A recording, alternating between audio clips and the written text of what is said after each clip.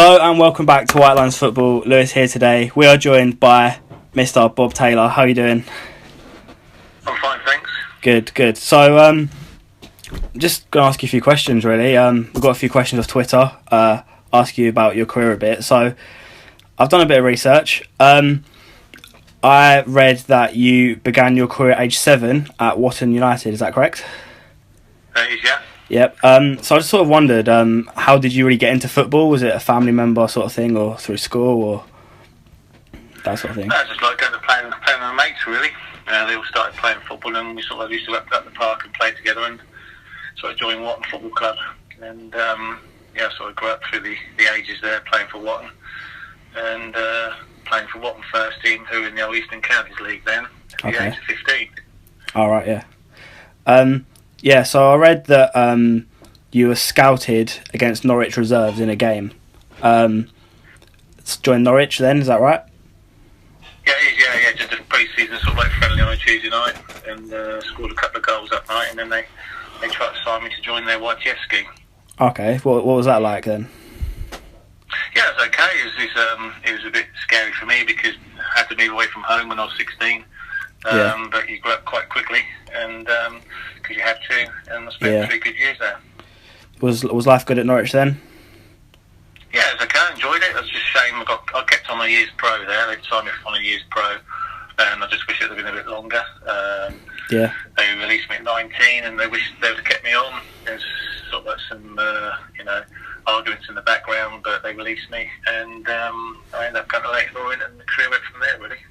Fair enough. So would you say it worked out well for you to leave Norwich at that time then, if it progressed your career? Yeah, I think so. But it'd be nice to stay at your local club. Yeah. That's football for you. And either way, it made you grow up, made you a better person, and it was nice to go and play for the clubs I did. Yeah, it's true. So in 1998, you joined, of course, Gillingham. I'm a big Gillingham fan myself. For £500,000 at the time, which for a club of Gill's stature in today's market, that's quite a lot of money. So at the time, that was even more. Were you aware that you were the most expensive player at the time?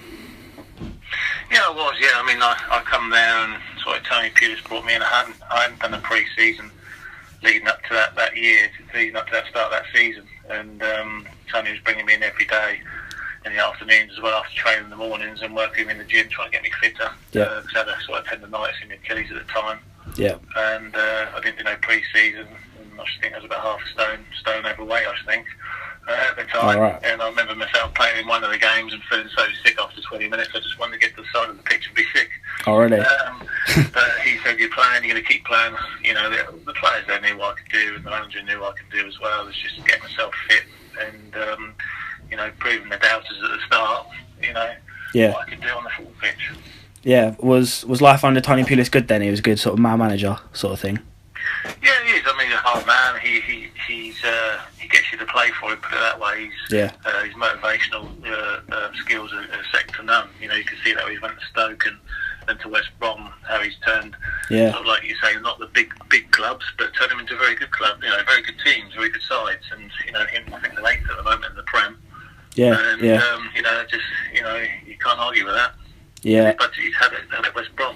But he just gets you playing for him, he tells you straight, which is great for a manager. But he's there to put your arm around you and help you through things, the rough times as well. And he was very good at that, very good.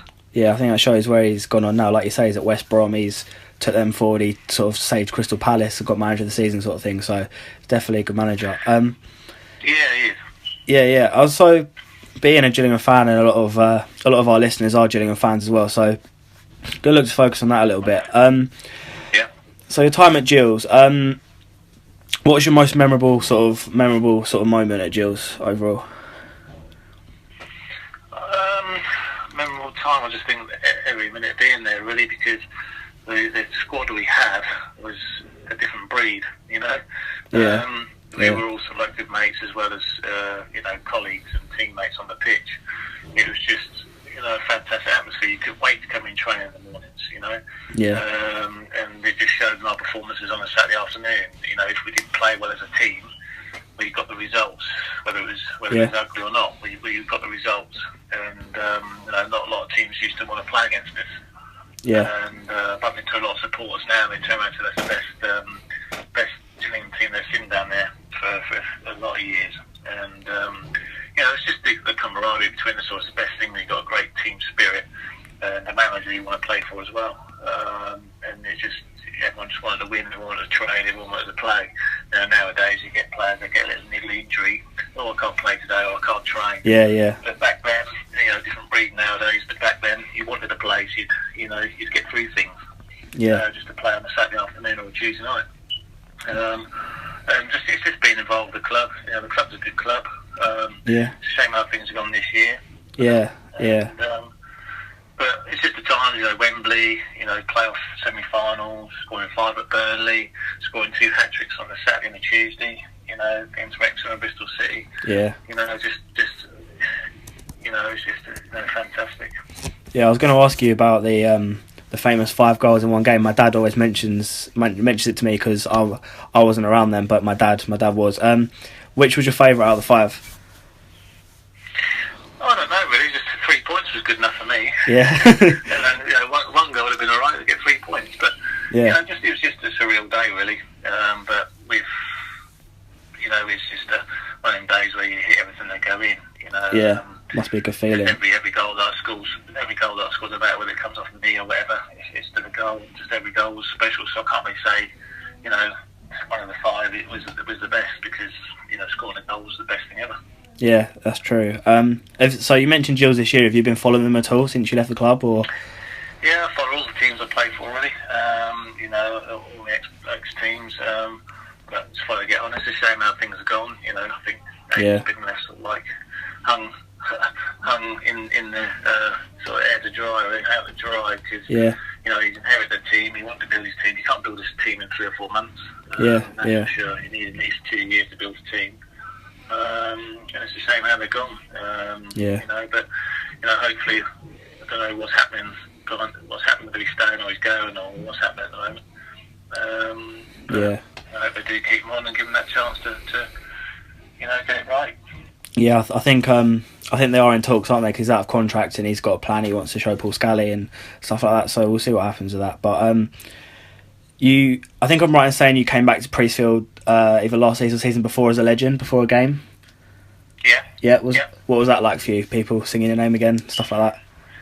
Yeah, it's good. It's just been remembered with him. It's been a long time ago now. But it's still being remembered as a player at the football club's great. I think all the players that go down there for their day or whatever, go down and watch them play.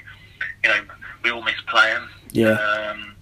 I remember that ground, having 9,000-10,000 in it when we used to play. Yeah. It used to be full all the time. So you go down there and you see it half empty. It's a bit of a shame. It's a funny old game of football. At the end of the day, if you're playing well and the team's playing well, the supporters, the die-hard supporters will follow you everywhere. Yeah. Which they do. The fans followed us everywhere. They get behind the team and they try and drive them on. But it's success at the end of the day will bring support in. The people who turn up week in and week out love the club. They love supporting the club, so they'll turn up no matter what. And you get some people who do turn around and say, I've been here 20 years now, I've had enough. Yeah. Or whatever, for whatever reason. But you get people because they're, I've got some friends in Norfolk who travel down, they're Gillingham fans, they travel down there every single week to go watch the play. Yeah. And it's amazing how far people travel from to go and watch a game. Yeah. It's amazing. Yeah. You thought a little club like Gillingham won't get the support, but there's people travel from up north to go and watch them play. Yeah. Every home game or every away game they go to, it's just amazing, the support that they have. It's a shame they don't get a lot more in the ground. Yeah. I think moving to a new ground, my opinion, it'd be a wrong Yeah. decision. Yeah. Because what the chairman has done, not being, people do, berate Scally quite a bit, and I see, messages about Paul. But at the end of the day, that club had a tin shed at one end, the ground, and you turn up terracing everywhere. Mm. Now you've got seats everywhere. Yeah. You've got two nice new stands, Yeah. So it's come a long way since I've been there, You know, I remember that main stand getting built when Yeah. I was there. Yeah. So, you know, it's come a long way, and it's nice if they could stay in the centre of Gillingham, because it's Gillingham Football Club. Yeah. And, you know, that's really not nice if they can just stay where it is at the moment, because it's a nice ground, nice little ground. So do you think if the club was to sort of progress to the Championship and then sort of like try and push towards the top of the Championship again, do you think it would then be best to move to a new ground? Or because you see a capacity of about 12,000, and obviously Bournemouth are in the Premier League and they get about 12,000. Yeah, if it progress and the team, you know, gets up to the Championship and then looks like they're going to be a top 6 side and that kind of thing, then you do progress. When you've got a team that you think is going to be pushing on to push for the Premiership, then you start building the club around it.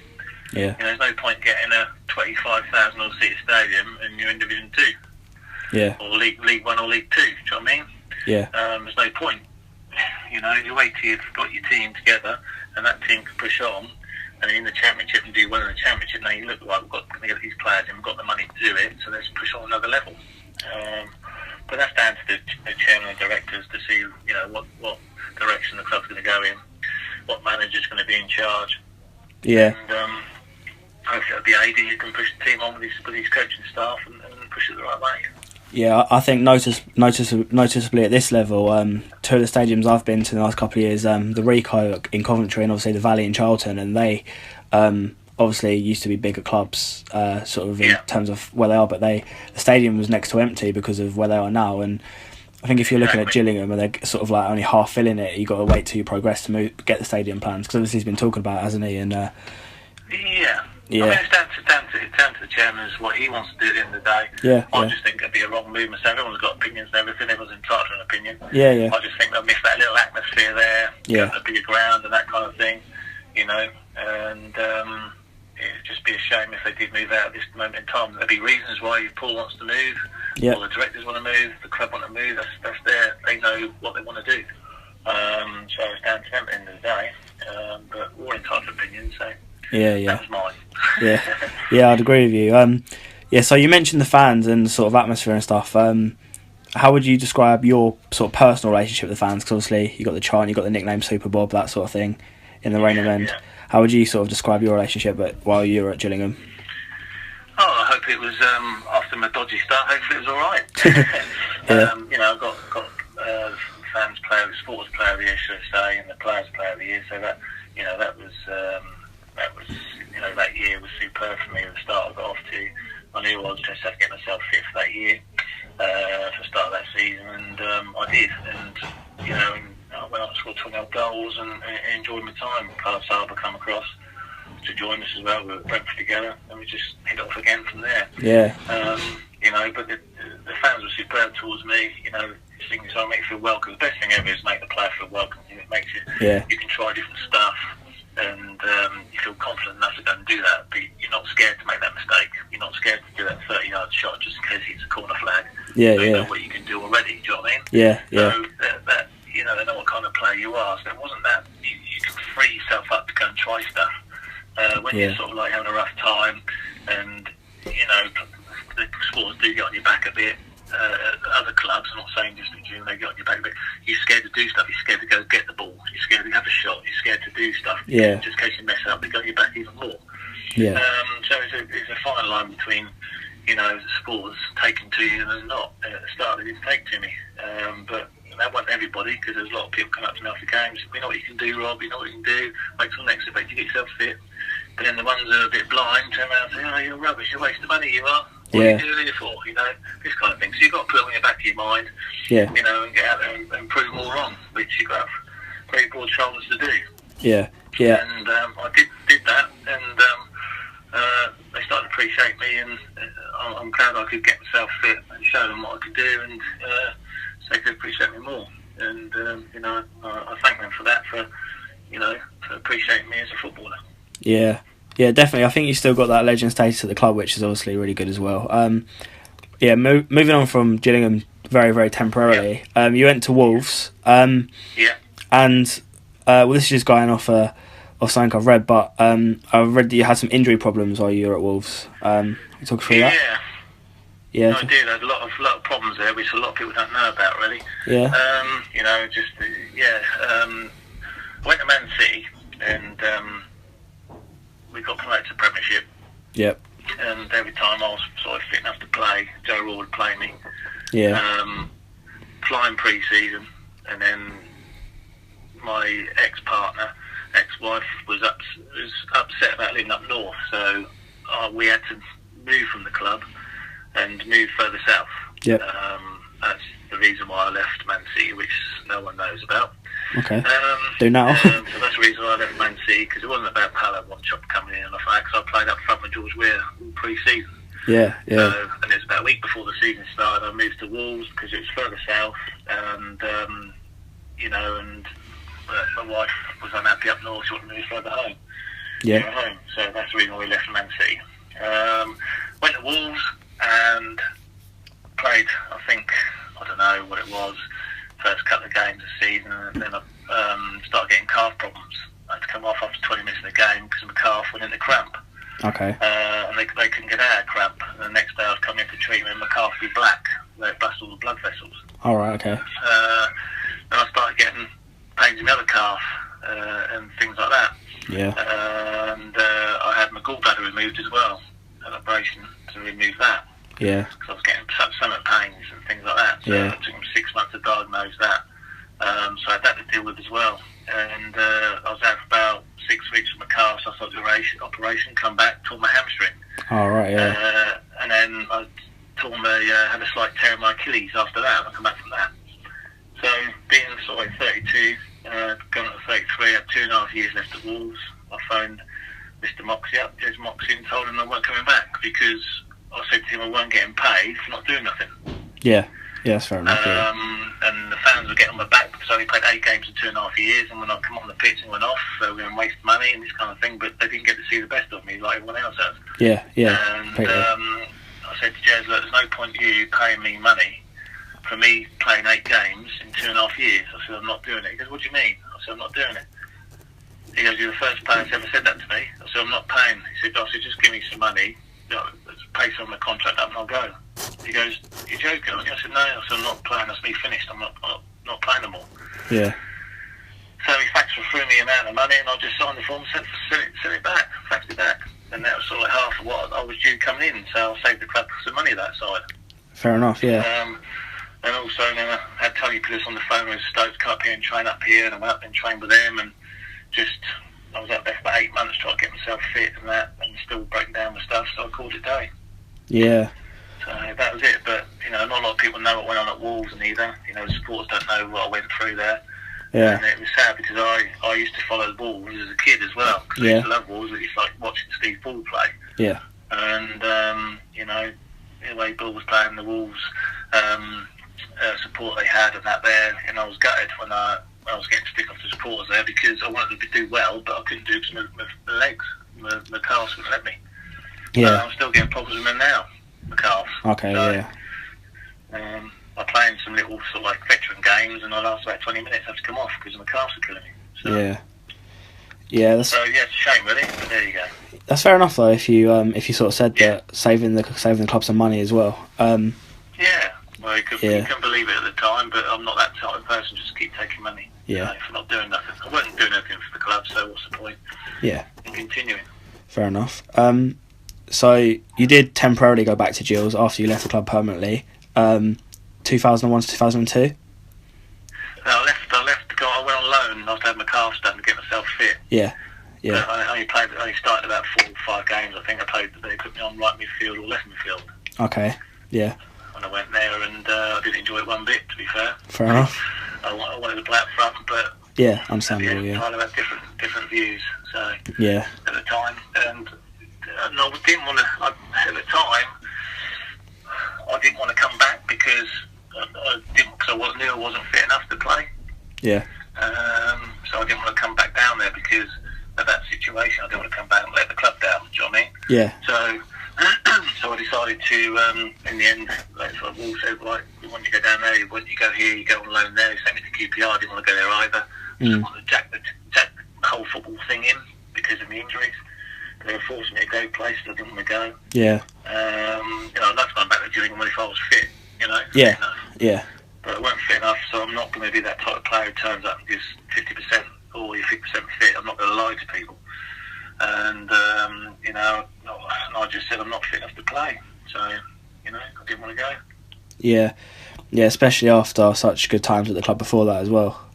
Yeah, you got to be fit. You want to go somewhere and play 100%. You want to be fit 100%, not 50% fit.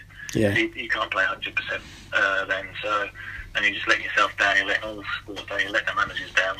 And you know, I remember walking at Wolves. I remember walking around the corner at 10 minutes ago to the game. I was standing up in the stands watching it. I remember coming down and walking around the ground to the thing, and these two blokes stopped and were wanting to fight me.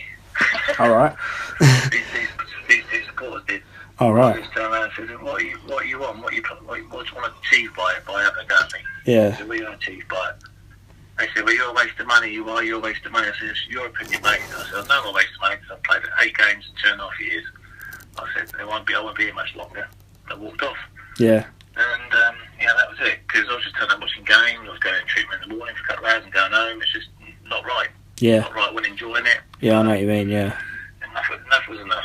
Yeah, that's fair enough. What was it like retiring then? Was it different? Or I suppose you were sort of relieved then, to be fair. Yeah, it's different because, I got used to it. It wasn't where you've come to an end, you got retired because you finished your last game or whatever. Yeah. I had 2.5 years of not playing. So, you know, it's come to me not that hard because I already retired in my own mind. Yeah. So for me to do that was just turn around and say, "No, that's it, I'm going to come back." It wasn't so hard for me to do. Before I'd been playing to my full potential, and then I had to turn around and say, "Oh no, I've got to retire now." Yeah. That's me finished now. That'd be even harder because you still want to try and continue. Yeah. But because through injury, it wasn't so hard for me to do that. But over the years, I've gone on to manage sides and coach teams, young teams. You know, Norwich under-19 Shadow squad I've coached as well, and that kind of thing. And I've enjoyed it, and progressed every club I've been at, and made them better teams, and I've got the best out of the players, and enjoyed doing it. And I've took about a year out now of doing that, and I've got other things in the pipeline that I'm doing. So yeah, it's all okay at the moment. So definitely a football man then, want to stay in football for your whole sort of working life. Yeah. I mean, I've started a football agency up now, and with a friend of mine, and and I've hopefully get this football academy that I'm opening up in September. It's a 2-year full-time education football program in September. So hopefully I'll get boys that will come along and progress, and it's good exit routes for them back into the pro game because I've got a lot of contacts in the game, and my football agency business as well. It's great for the lads to be on the court and put themselves in front of me for me to turn around and say, "I'll send you off for trials." Yeah, I was going to talk about your agency company because obviously I've seen stuff on Twitter about sort of people who signed up and stuff like that. How did that actually come about? Because you said you did it with your friend. Did you sort of want to do that, or? My friend sort of phoned me up and he asked me, whether I'd ever thought about doing it. And I said no. He goes, "Well, let's do it." With all contacts in the game and the people we can get players moved on, younger players, and we're looking at the age of 16 to sort of 21-year-olds who, in academies at the moment, they get released or didn't quite make the academy and they think their career's over. Yeah. And we're there to help them out, to push them somewhere else, to find them somewhere else, to give them advice. I've had loads of probably about 40 or 50 messages just to players that are in the game now, just asking what they should do. They're with other agents and just asking for advice. And some boys are leaving clubs now with agents, and they're asking me advice on what they should do, how they go about things and that. And I said, "Well, ask your own agent." I said, "Well, I haven't heard from him." Yeah.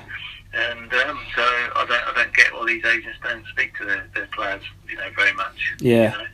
They seem to sign them on, don't talk to them. Yeah. We're a close season now, so it's all gone quiet a little bit. So we'll just wait and see what happens in the next 4 weeks, and then they'll start picking up in June time. Yeah. It's so important as well at that age, especially sort of if your agent's not communicating with you, because obviously that's the age where you can sort of fall out of football full time. I think that's the reason why we set a step in get older 1-year-olds that have been released, or they haven't been released at 19 or whatever, or they've been at football for since they were 16, they've got released at 21, so it's on a 2-year pro, or they have a 3-year pro and they've been released and they don't want to go to next. And just then at the end of the line, I've got loads of messages on media sites looked into, and you know, and some of the questions they ask you, just think to myself, well, why won't your agent help you out? You know. Yeah. It's nice to hear. And I said, I'll give a bloke advice yesterday. He's a goalkeeper, and he didn't know what to do next. He wants to try and make it at a higher level of football. He's playing the conference at the moment, and I just turned around and said to him, you know, email the clubs, ask him to come up for a trial. You want to bet yourself? And I didn't ask him to sign with this. You know. Yeah. You know, at the end of the day, you know, it's their careers, and I feel bad for players that want to try and play at a high level but never get seen. Yeah. Yeah. You know, so we've got some young players on board at the moment who want to try and play, very good footballers, and want to push in clubs that, you know, want to try and progress these boys and give them a chance. Yeah. But, you know, you always don't find the player in your own academy. You might find it somewhere else. Yeah, definitely. So it sounds like it's going quite well. Every club plays differently. So a player at a club might not get on with their academy the way they want to play, and go somewhere else and actually blossom and become a £50 million player in 5 years' time. Yeah, definitely. You just don't know. Yeah, definitely. Yes, that's going well. So you sort of mentioned management. Is that something you'd look to get back into, or are you sort of fully focused on the whole agency side of it now? I'm focused on the agency side at the moment. Yeah, I'm enjoying that part of it. I like, you know, what I do at this moment in time. And, you know, we're looking for more players to come on board and get looked after the right way. That's the reason why we've opened it up, because there's a lot of players out there, a lot of agents out there, just looking for the next buck. I've had, you know, a lot of players say that to me. The first mention to a player is, this is what I can get you, this is what you can get at this club, and this is what you're going to earn, without even asking how they are and what they want. They want. They're just straight in there telling them, and they said they can't believe it. So, you know, well, first of all, I've got 2 players I'm searching for clubs for at the moment that aren't even signed with us. Yeah. So that's how relaxed we are about it. Yeah. If we find them a club and they're interested and they want to sign with us, then I'm holding them, you know, as keeping their word that they'll sign once we find them a club or whatever. Yeah. You know, so, you know, it's not all about making loads of money about, you know, with the agency, it's about helping players make a career in the game. Yeah, that's really good. That sounds really good. Yeah. Yeah, that sounds really good. Okay, so we'll go on to some questions that I've got off Twitter now. I'm not sure if you've seen them, because obviously you're tagged in the tweets, but first off, sort of leads on for what we were talking about really, from Lee Clifton. Did you enjoy being a manager, and was going into coaching or management something you always thought about whilst you were playing? Yeah, I did. I thought, you know, I wanted to stay in the game, you know, with retiring, and come out of the game with injuries and that kind of thing. I just wanted to spend 2 or 3 years out of it. And when you spend that amount of time out of it, you sort of lose contact with people. It'd been nice to sort of like continue, be in the background somewhere, being a coach, being an advisor to players, just being involved with the players day to day is a good thing. And it'd be nice one day to get involved somewhere where you can actually, you know, give experience to these young players and the sort of the professional players now as well, to a certain extent. Give them advice and experience that you had when you played, you know. Yeah. So it's not always about, you know, someone having an A licence badge or a you know, because anyone can sort of like read a bit of paper and go out there and coach it. It's about having that experience of playing the game. Yeah. And, you know, handling different situations differently. Because I've been standing alongside A licence coaches before the sidelines, and they have not got one clue when the game's going on. And I'm standing there going, you've got an A licence coach, you can't even see what's happening during the game's going on. Yeah. And this fellow said to me, what do you mean? And he just didn't even see what was going on. And in the end, I just thought to myself, that's the problem. They just gone there and they just going, well done, good pass, well done. Yeah. I'm going, oh my God. Yeah. You know? Yeah. You know, just tell them before the balls, you know, before the game's going on, coach them during the game before the balls come near them. It's like there's one instance in the game where a ball's come out, centre forward's got it from the corner, centre forward's got it, his turn, run through and score the goal. He's having to go to the centre halves for it. Yeah. And the fullback, the centre half fullback, they're picking him up.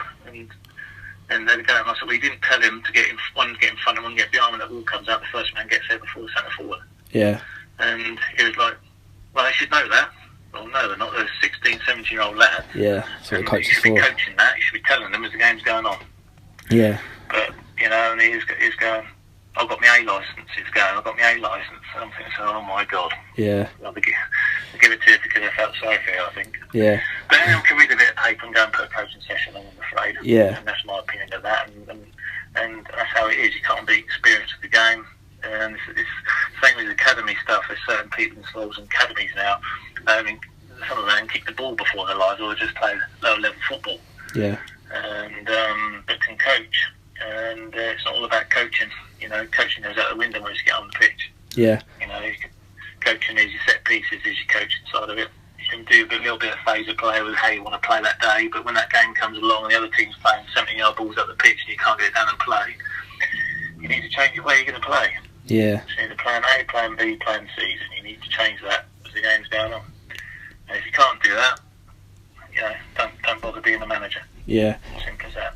But yeah, well, I enjoy being a manager. I enjoy being involved with a lot of players and involved with clubs. Yeah. Like the Saturdays and the Tuesday nights, the game that nights and that. And, Yeah. And I love watching players getting better. Yeah. Yeah, that's See good. what's going on. Yeah, and that's something to fall back on in the future as well. Then I guess if you decide to go back into it, you've always got that. Yeah, I mean, at the end of the day, you know, I've got to do some couple more badges, so I've been told. So Yeah. I need to go and do them first. But if I go into a club, you know, and I'll do them whilst I'm there. Yeah. That. Yeah. But it's funny how a lot of players now who aren't involved in the game, you know, want to get back in it, but they can't get back in it because they haven't got that little bit of paper saying, you know, you should go and do this, you should go and do that. Yeah. But it's about experience at the end of the day, I think. Yeah.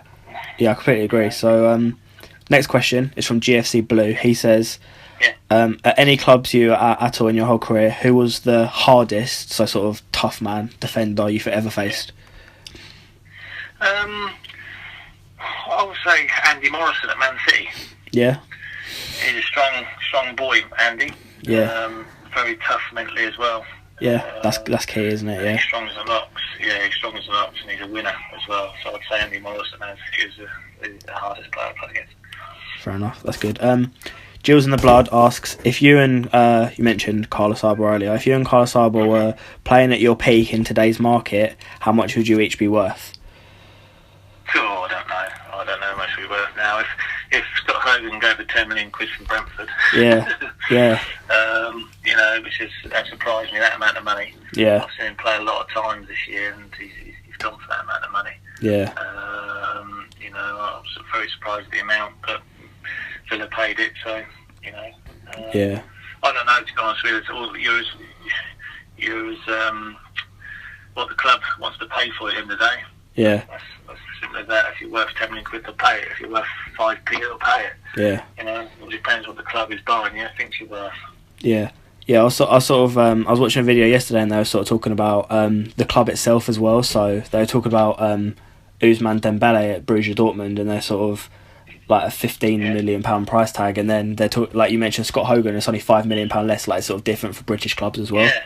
Yeah. Yeah, it's funny, isn't it? Yeah, it's just all depends what you're worth. That's simply what the club's willing to pay for you. That's what you're worth. It's got to be up there though, isn't it? I don't know. I'll let everyone else put a little price on that. Alright, we'll see. Okay, Italian Jill says, who was the best manager you worked with in your career? I don't know really. They've all got their strengths, every single one of them, and I wouldn't say anyone really out of all of them, because that would be disrespecting the managers at the end of the day. Yeah. I've played under the managers, and I've played in the first team for the managers, so, you know, at the end of the day, they're all, you know, for me, you know, they're all professional managers, so, and they've all played the game, the ones I've played under as well, you know, you know, the experience of playing the game, like I said earlier, is great, and you can see that they have played it, because you know, they understand how you feel, they understand the game situations, they understand everything about the game completely, and so, you know, I can't just say one, all of them I played under. Fair enough. Do you think it so you thought about they've all played the game, do you think it might help if they've played it more recently? So no, I don't think so. I think it's football's football. You play it, you know exactly what a player's mindset is, you know exactly, you can see it in the dressing room what player's going to play well. You can see what player's going to have a poor game. You can see by people's body language. Yeah. You know, you can see how they warm up. You know, all little things like that is the thing. How do they train during the week? Do they train poorly?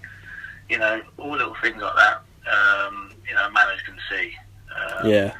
And because they've been there and done it, they've warmed up themselves. They've trained during the week. They've done. You know, they've done it. Yeah. So you can see if someone doesn't fancy it, or you know, simple as that. You can just see straight away. And it's just that thing that you have because you play that you can see it yourself straight away. Yeah. You can see that I played a fancy today. He's coming, let his shoulders are down, his head's down. He ain't got fancy today. Straight away, because you've probably been there and done it yourself. Yeah. Yeah, that's like you say. Experience. Brilliant. Like you say with the people with the A license, if they've played the game, they sort of know what the players are thinking more, sort of thing. Oh yeah, too. Like people say, about Jose Mourinho didn't play he didn't play at that level. He didn't do this, he didn't do that. Yeah. He played a bit of the game. He's played football. Yeah. You know, some coaches now haven't even played the game. You ask them to do a demonstration, they can't even pass from A to B. Yeah. Yeah. You know. So when people say, "Oh yeah, what about Jose Mourinho? Look what he's done." Well, Jose Mourinho, yeah, he's a good manager as such, but he's been to big clubs. Yeah. Yeah. He hasn't been to sort of like a West Brom or a Stoke where he's got to, you know, manage what he's got. Yeah. The budget he's got. You know, he can't go out and buy the next best player. Yeah. You know, and that's what people have got to realise. You know, he's been a Porto, big club, Real Madrid, big club, Chelsea twice, now at Man United. Yeah. You know, you tell me what clubs, you know, lower clubs he's been at. Yeah. Yeah. You're right. Yeah. He was assistant and grew up through some of the worked under some of the best managers and that before, so he's got experience of that. But you know, they say he's a good manager, but is he? Yeah. Yeah. I know what you mean. That's like people talk about Pep Guardiola, where he's been at Barca and Bayern, he's won everything, and then he's come to Man City in this in a more competitive league, if you like, and he's not won a trophy in his first season, that sort of thing. Yeah. Yeah. That's right. It's the same thing, you know, and it's hard to say whether a manager's good or not. You know, people have been slaying Arsene Wenger for the last 10 years. Yeah. Yeah. He's still at Arsenal. He's still doing what he believes in. He's still playing the way they want to play. He's still in the top 5 position or top 6 side of the Premier Division. Are they progressing? Yeah. So you've got to ask yourself, are they progressing anywhere? You know, over the 20 odd years he's been there, has he won anything? Yeah. Yeah. You know, but at the end of the day, he's not like fighting relegation every year. He's up the top every year. So yeah. Fair play to him. Yeah, there's no doubt he's a good manager. You know, these managers are getting paid because they're good managers. That's why they're getting paid the money. Yeah. Yeah. Yeah, that's true. You know, and you have to work with. If I was I couldn't play football and I was working with someone like Jose Mourinho, and you work with him for that 2 or 3 years under him, you become a good manager yourself. Yeah, that's like that's what he's done. He's learned off of people. He's gone along. Yeah, that's like Brendan Rodgers was assistant for a while, wasn't he, at Chelsea? Yeah. Yeah. Yeah. Yeah. Yeah. So you see, you learn from people, even if you haven't played the game. You learn. Yeah, for sure. Yeah. What I'm saying is, some people have played the game, like local football or conference level football and that kind of thing, and you know, and Ryman League football. They've played all that kind of football. They haven't played at the level that they're coaching at. It's a totally different setup. Yeah. It's a different setup from League 2 to League 1, from League 1 to Championship, from Championship to the Premiership. It's a totally different setup in every single division. Yeah. You know, you have to adjust every time you go up. You know, Bournemouth has adjusted now. You know. Yeah, definitely. Yeah. They've adjusted to it. West Brom adjusted to it. Stoke adjusted to it. You know. Yeah. Whether Palace will or not, I don't know. Wait to see. Yeah. On that side of it, you know, I thought Hull would have adjusted to it, but they're sort of like down there now. And Sunderland, obviously, many years of fighting relegation, they finally slipped. Yeah. Yeah, you're right. So, you know, it's all about adjusting every level you go at. You know, David Moyes, you know, manager Everton, done really well at Everton, went to Man United, didn't do so well there, didn't give him enough time to do it. Yeah. He's gone to Sunderland, bottom of the league. Everyone said what a great manager he was. Yeah. Yeah, it is about adjusting. It's hard. It's a hard life to be involved in. Yeah, for sure. Very, very fickle. Yeah. The fickle business is could be nice. Could be a nice place to play, to be in the football industry. On the other hand, it's a nasty place to be. Yeah. You're in the spotlight every minute of the day. You haven't got a brickie, laying a brick wrong, and you've got 40,000 people saying, "Oh, you're laying that wrong." Yeah. Do you know what I mean? Yeah. Yeah, I feel like yeah, go on. You do a bad pass, it's, oh, do you know what I mean? Yeah. Yeah, I feel... so it is different. Then people say, "Oh, you get paid all that money to do that, though." Yeah, but hold on a minute. It's not our fault we get paid that money. It's what the club thinks you're worth. Yeah. So, we're just there doing the job. Yeah, We're trying to do it properly, just like someone else is. Yeah, I feel like especially with managers, people really underestimate sort of some people saying, "Oh, Arsene Wenger should be sacked," but like at the end of the day, it's his job. It's how he makes a living. It is quite fickle, like you say. Yeah, it's his living. He's got to go. Yeah, he gets sacked. He ain't got a job. Yeah. No, he's not enough money, but that's not the case. Yeah. He's got to carry that round of being sacked from a club the rest of his life. Yeah. How do people feel when they get made redundant? Yeah, exactly. They feel angry towards that club, don't they? And they, lose a bit of confidence and stuff. And it's a hard life. They get made redundant, but don't get put all over the papers, does it? And your wife and your kids get slated in the paper as well. Yeah. Your family gets slated, and the kids got to pick that newspaper up and read it. Their dad's whatever. You know what I mean?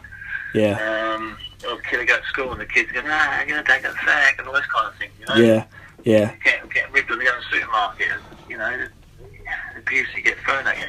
It's a very funny old place to be involved in, and people got to look at it from both sides. Yes, they get paid a lot of money, but that's just Premier Division players, and probably most of the Championship players get good wages.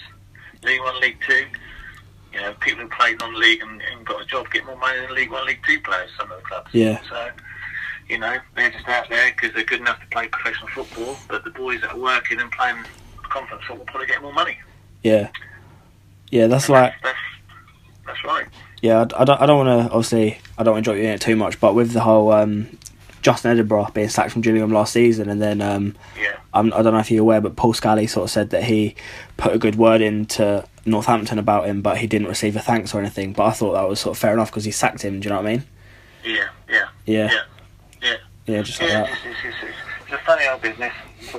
Yeah, definitely. Harry Beadle says, obviously you said you've been following Gillingham. I'm not sure how closely, but he says, what was your opinion on this season's squad, and what sort of players did you rate, and who would you be looking to keep, I guess? Well, I've only been down a couple of times this year. The team sort of changed quite a bit. The two games I was seeing, but it's just I don't know really. It just all depends on what kind of manager, like AD or whatever, who's going to come in, if he's going to stay. Yeah. What they want, what they want to keep. It's not down to me to say what players stay, what players go. It's down to the manager, the way he's going to play, how he wants to play, what players he's got. If they're good enough to play in the system that he wants. If not, he'll get rid of them and bring the ones that can play in the system he wants to play and how he wants to play. Yeah. There's no point getting ball players if you're going to play long ball. And vice versa. So, it's up to the manager at the end of the day who he keeps on. Some of the players in the team that are playing probably didn't like the way Justin was playing, couldn't play in that system, couldn't play in the way he asked him to play. Yeah. So it made him look bad on the pitch, you just don't know. Yeah. So it comes down to training ground, whether they trained enough or whatever, whether they worked on stuff or not, I don't know. So it just comes down to what the manager wants and what players he needs to play the way he wants to play. Simple as that. Yeah, I think you can sort of look at that at the higher level as well, because if you look at Chelsea, Victor Moses sort of looked like he had no future there, and then Conte's come in, put him in the wing-back system, he's relished there. So it's sort of like what you see each manager, I guess. I never really looked at it that way. That's a good way to look at it. Exactly. You got to look at it, because there's a lot of players like, Fulsfinkel at Norwich. He's now playing back in, I can't remember what club he's at now, but he's banging goals in for him now. Yeah. And he couldn't buy a goal at Norwich. Yeah. And it's just a system, how a player settles in somewhere. Yeah, for sure.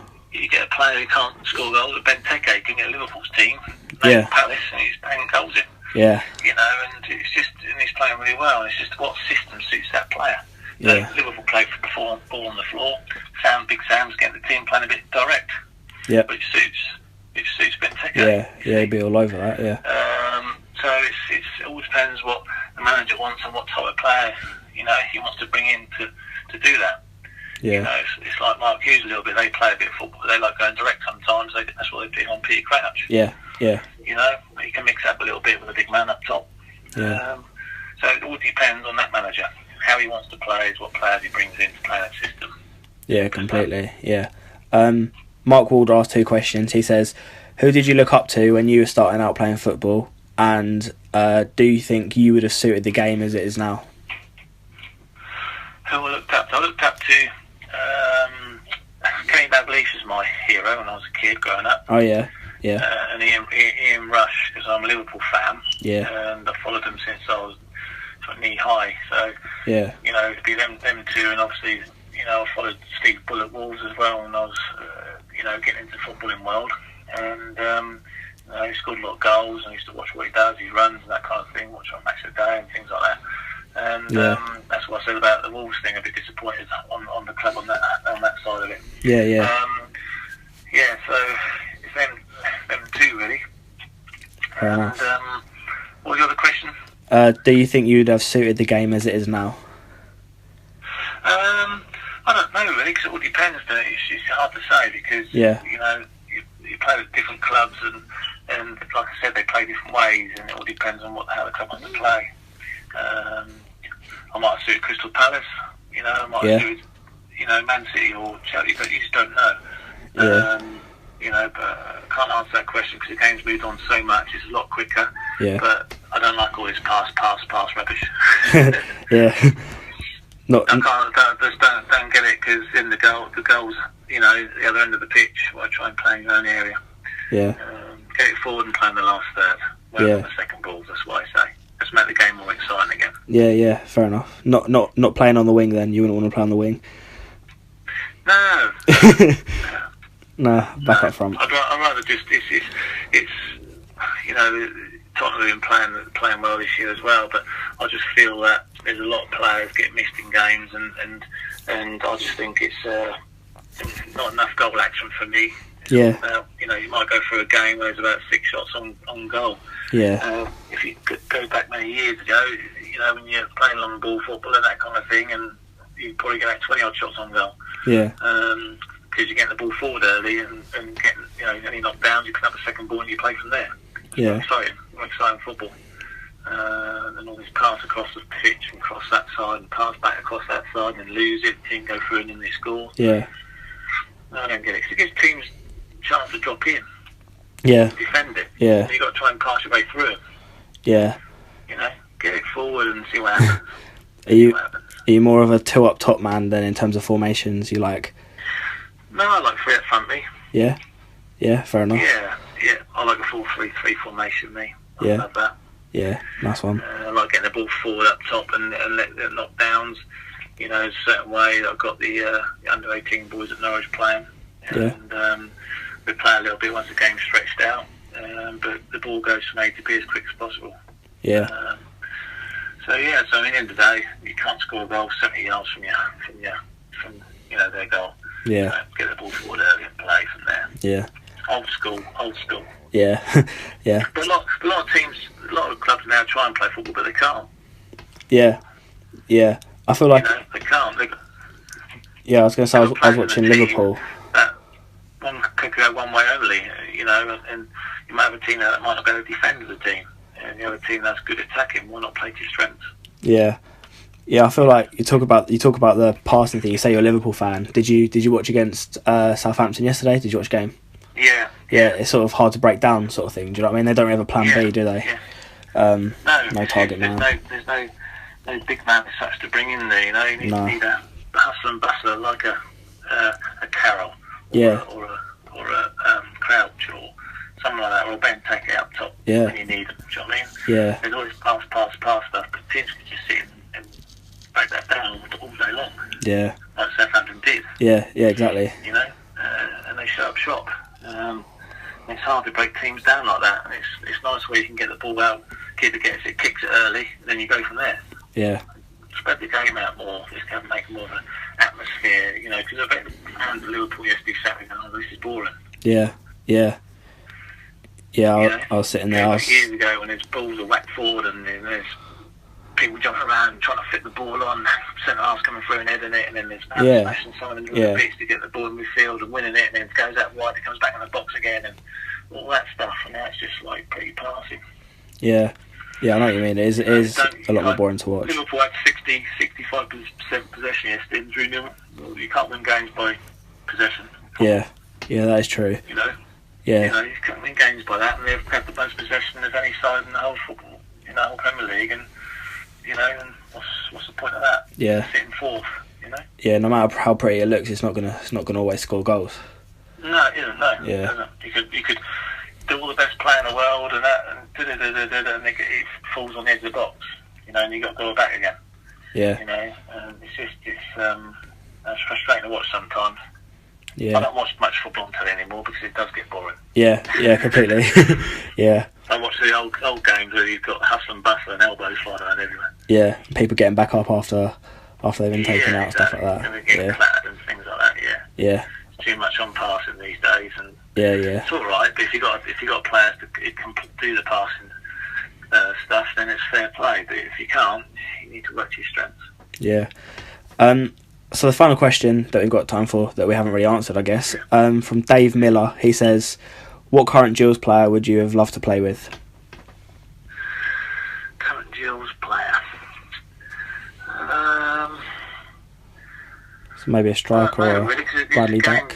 Like I said, the game's changed, and yeah. You know, for me, I'm looking at me as a striker. So, you know, you'd look at centre forward player with, you know.